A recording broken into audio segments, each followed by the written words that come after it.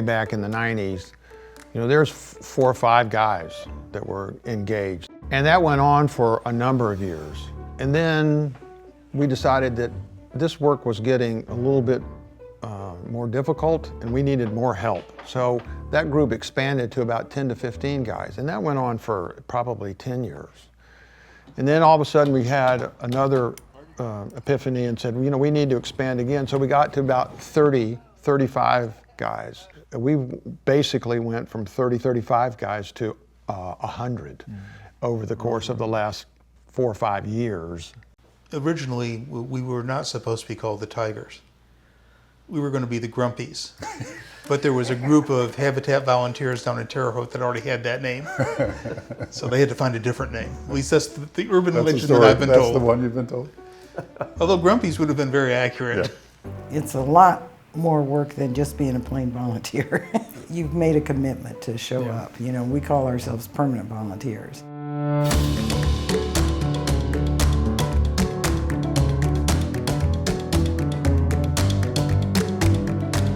I had the benefit of working as a day volunteer, learned out about the Tiger team that way. And then as I neared retirement, I had enjoyed it so much, I knew that's what I wanted to do. So I retired on Friday, and Tuesday I became a Tiger. How about that? When he retired, he's like, I don't know what I'm going to do. I say, I have the perfect thing for you to do, become a Tiger. So that worked pretty well. So I retired, and Dick Bonowitz took me by the hand and introduced me to the Tigers and Habitat, and I was involved ever since. Dick Bonowitz knew my neighbor, Tom Burke. Oh, yeah. And he asked Tom, and Tom asked me to go help on a build. So you have a bunch of old guys here. Experienced. Experienced guys, right, experienced guys, yes. Steve Shirley, who is no longer with us, recruited me for the first women build. And so he called me in the office one day, and Paul was already a Tiger. And I said, what's he want with me? Oh, I'm in trouble. And he said, no, we need to get some women Tigers. Steve said to me, I cannot have all these grumpy old men bossing all these women around, was what the words that he used.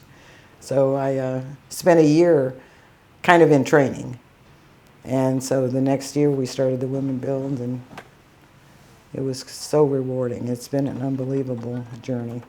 My wife had an assignment out of town for 3 months one summer and was looking for something to occupy my time. I went out a couple times, and one of the superintendents, Mark Payne, was there, and I said, what are these guys in the orange shirts? What would you have to do to be one of those? I like what I'm seeing there. And he says, come over to my truck. And I went over to his truck. He put an orange Tiger hat on me. He says, you are one. So the bar was pretty low then to join. He says, I don't know anything about construction. He says, that's exactly what we're looking for. He says, I don't have to deprogram you like these other guys who thought they knew something about to begin with.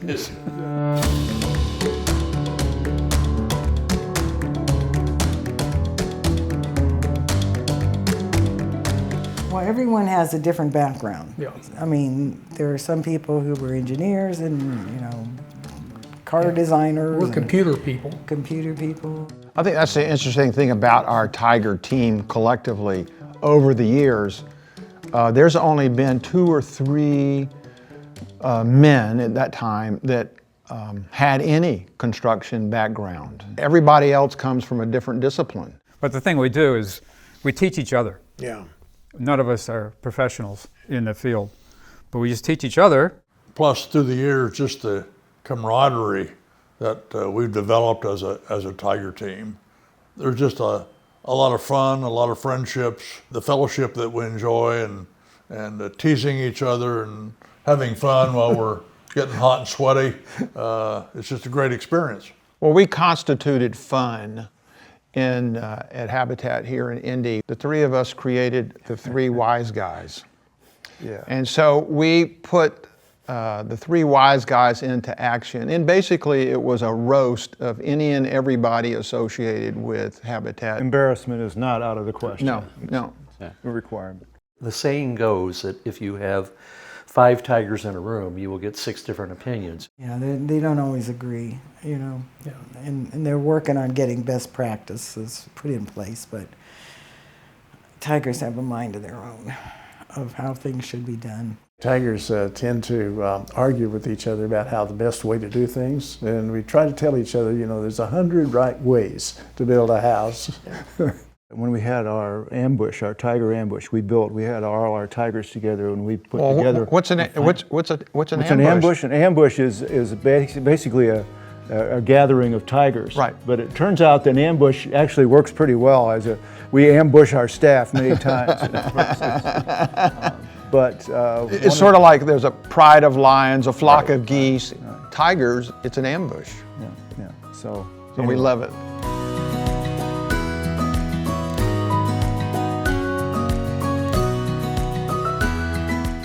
Well, first of all, it is a team, and that's the important part of it. We have people that enjoy doing framing. We have people that enjoy putting up cabinets. We have people that enjoy putting up doors or doing baseboard trim, or some might actually enjoy painting. We're not sure about that. But Prepping the crawl spaces for the floor to go down, you know, or doing the spindles rails on the porches. I'm not climbing on the roof anymore or going up scaffolding or lifting walls. I'm not doing any of that anymore. But there's a job for everybody.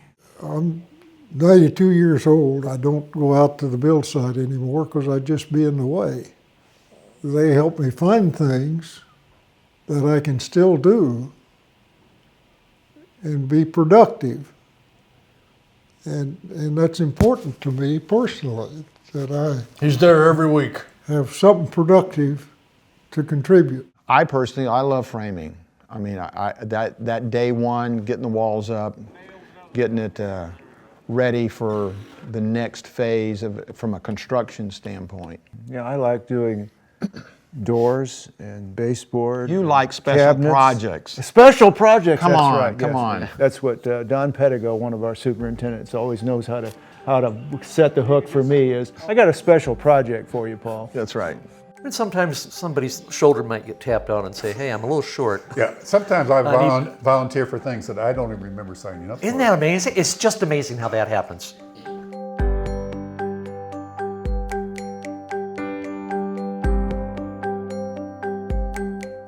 Al Clark. Al Clark. He's the one that got me started on panel builds. He was one of the first Tigers. Yeah, Al Clark. Quite a guy, quite a character. My first memory of him was at a panel build up on 96th Street. And I look out the window and Al Clark's sitting on a bucket outside of the panel trailer. And he's taking the bent nails out of the panel and he was straightening up the nails so we could reuse them. So Al started in 1990 or so. Probably. And the affiliate started in 87, I think.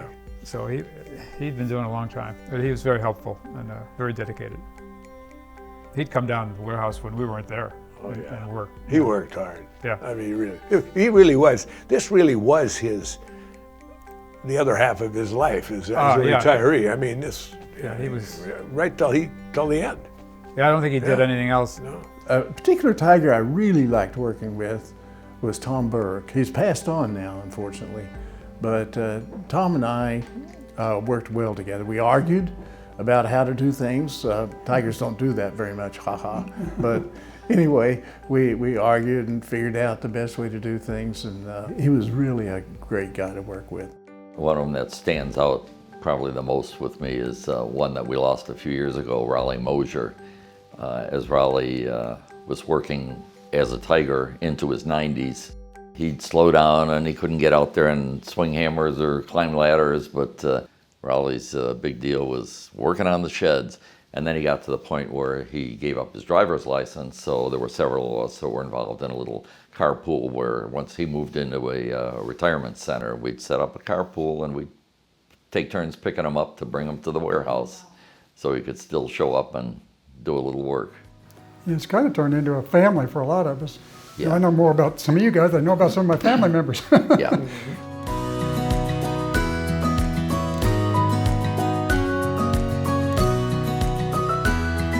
Volunteering in general is, you can almost consider it a selfish thing because you do it because you get so much satisfaction. For example, I had an office job, sat at a desk all my career. This is something where you get out, I can work with my hands, After the day is done, I've produced something that's tangible. I like the work. It keeps me busy. And then I think it's the camaraderie with the people that are there. I mean, I tell people if you go there, if you pick up a board on one side, all of a sudden somebody's got the board on the other side and is carrying it. I was worked the 40 hours, and then in the evening I would do reading and writing.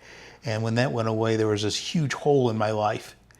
And with Habitat, I've filled that because, yeah, I work in the warehouse and I work on the sites. And in the evenings, much to some people's chagrin, I am writing up, guidelines about how to do this, or sending emails about, gee, did you remember to do this? Or, oh, we've got this learning point. And that's partly my, corporate background, but it's also, I think, a hole that I needed to have filled. It's a big skill you have too. Yeah. That's why I try to tell the homeowners when they're always so grateful. It's like, we're more grateful to you, because without you going through this program, we wouldn't be here either. So they don't get that. They think that's, everybody's just giving back to them. But I mean, I've gotten so much more from them.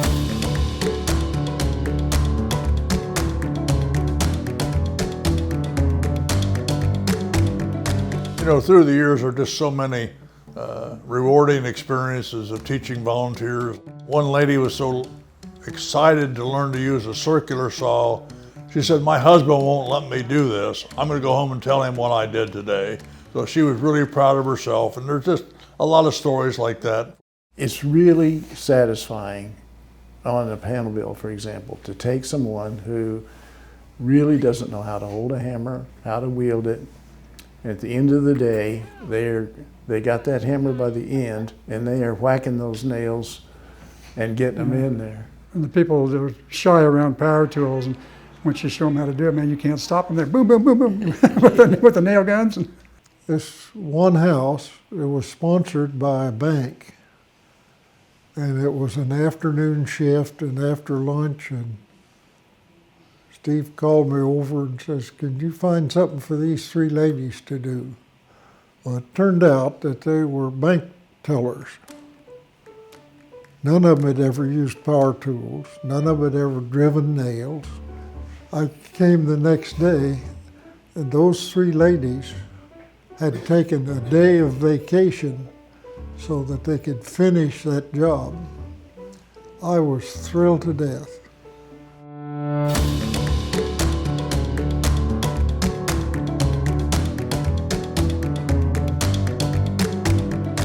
I've had the opportunity to lead some houses where there'd be 2 or 3 of us on a house who would stay with the house from start to finish. So you really get to know the homeowners. And then at the end of the build, we got to actually, at the dedication, hand the keys over to the owner. And there was a real emotional experience for everybody. Still makes me a little emotional when I think about it now. Yeah, I agree. The dedication is really the time when you understand what it's all about and you understand why you do it. And we're not normally emotional guys, but it really is an emotional thing, the dedication. You better bring a box of tissues. Oh, yes. Not just for the other people around you, but sometimes for yourself. So. It's sitting at lunch one day, and I have this little young woman sitting next to me, and she says, "I'm a Habitat baby." And she says, "Yeah, my mom and dad moved into a Habitat house when I was just a baby. And when I got old enough to get my first house, I got the house from them. That was my first house. And when my brother got old enough he needed his first house, I sold the house to him. So now that house has gone through 3 iterations in that family to bring them forward." And that's kind of what the stories you love to hear. But it's all about getting that family in place so that they have an opportunity. It's that portal, that initial step, that opportunity to really grow your family. Not the current one, not just the current one, but the future.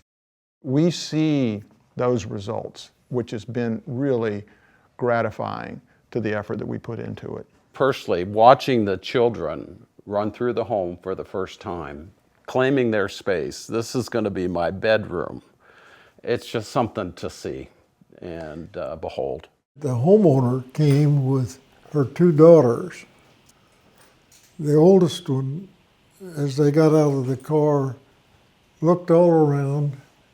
She didn't really dwell on the house at all. She was looking around the outside and she turned to her mother with, "We're gonna have a yard." It gets to you. There's a story in every house. That's my story for that house.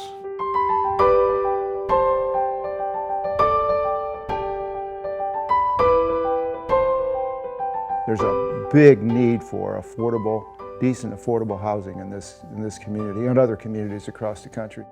We build a house with maybe 20 volunteer groups, and these folks come out and they put their all Stellar. into putting these houses together.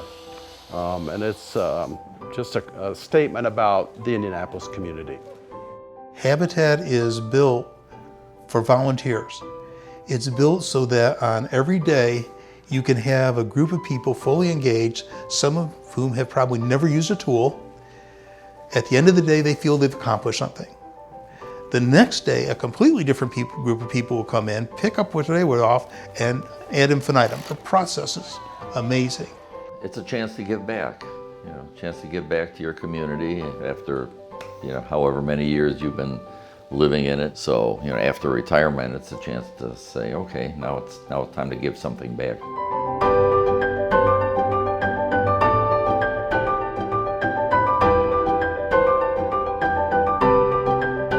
Well, I think if you enjoy working with your hands, enjoying being around other people, having a heart for mission work and want to help somebody, there's no better way than Habitat to use your talents and your skills and just the camaraderie that we get with the other Tigers. And as I said earlier, helping homeowners, helping volunteers.